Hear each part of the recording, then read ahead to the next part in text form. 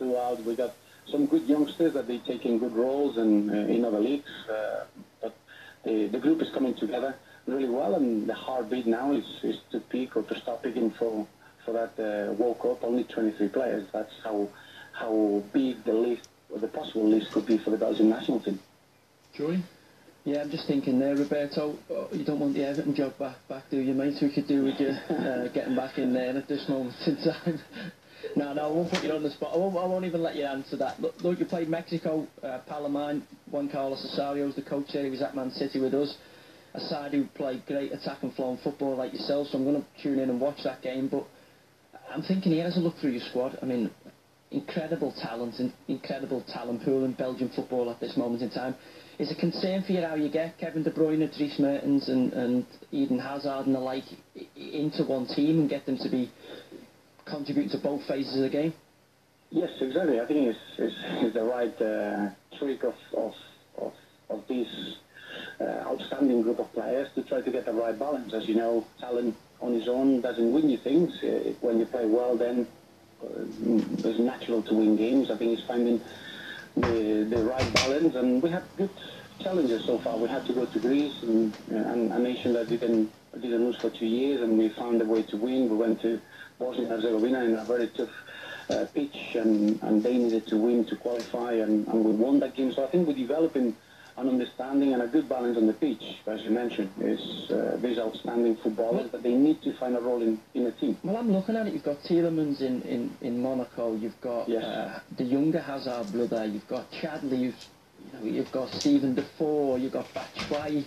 So I'm looking at this going, obviously you've got all the mega names, the Lukaku's, the Hazards, and then the talent. The goalkeeper as well. Nangolan, you've got Witsel. There's some incredible talent in that Belgian side. I really feel, and I know it's been said about them in the last tournament, but I think the way Roberto's got them going this time, they have to be dark horses for the World Cup. Someone asked me the other day, and we're talking about who can win the World Cup. They started with England, but forget England for now. The usual come out: Brazil, Germany, France, Spain. But Belgium have to come in. And the way there. you've qualified. With the squad you have, Roberto, I'm not trying to put pressure on, but the squad you have, many people have said for years they've never played as a team unit, but now they are. So, I would hope that you're up there, finalists. I would hope. Well, do you believe you can win it? Do you believe you can win it?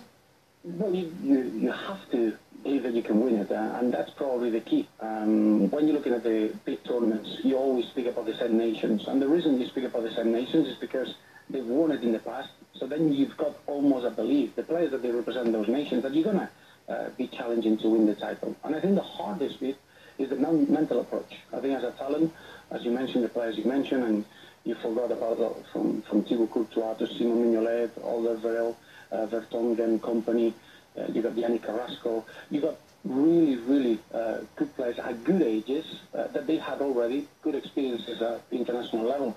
The problem or the big challenge is to carry the expectations of 11 million people that in Belgium now they know that this generation has, in terms of talent, what it takes to have a good go at the World Cup is to be able to almost not allow those expectations to affect what we can do as a team. And that's the process. What's frustrating at times is that you cannot work long enough with the players. Is getting used to international football is very much quality time, very small doses of time. But I've seen that this group of players, they really enjoy having that challenge, and they're looking forward to every game that we play. And, well, we should put the expectation on ourselves to try to be as good as we can in the World Cup. So what's ideal for you between now and the opening game of the World Cup? Is it players staying, obviously, injury-free, I would imagine, and informed? And ideally, you just want to wrap them in cotton wool and wait for the opening group game? Well, not really. No, as you know, in football, when you think that way, it's impossible to switch it on and switch it off just because of the tournament. You just want players that they're having good moments of form, that they're enjoying good roles at the club level. My worry, looking from the outside, and that's a little bit getting the balance right of having 10 months of very intense period for a footballer and then being able to go and reproduce the same level in a World Cup.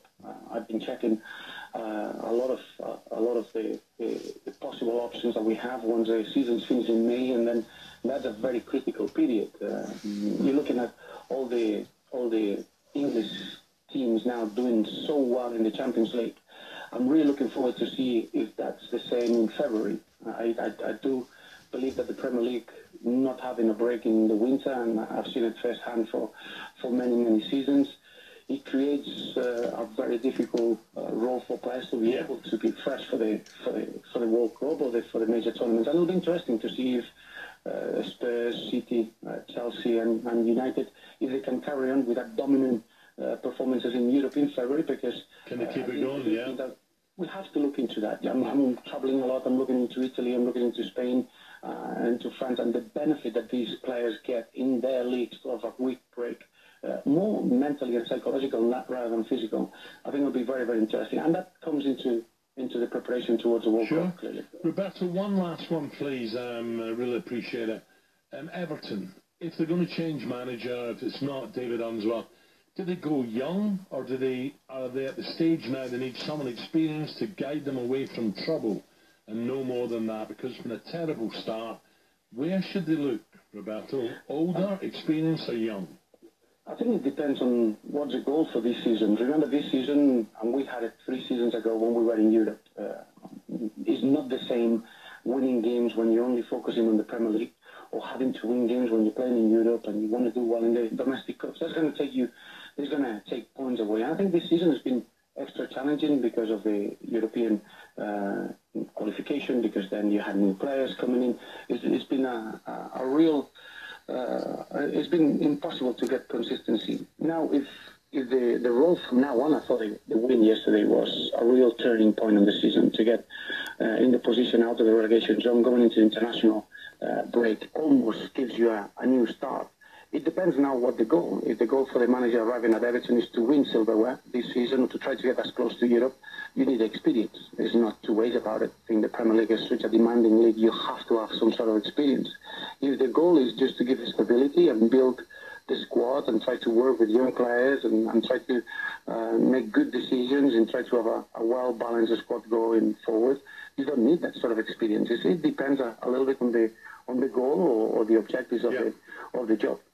Roberto, good luck over the next couple of games. Thank you for your time. Talk later. Thank you. See you, Roberto. Thank you. Brilliant, Roberto Martinez there. Look, we'll come back to that. If you're stuck in traffic, I'm sorry. I know.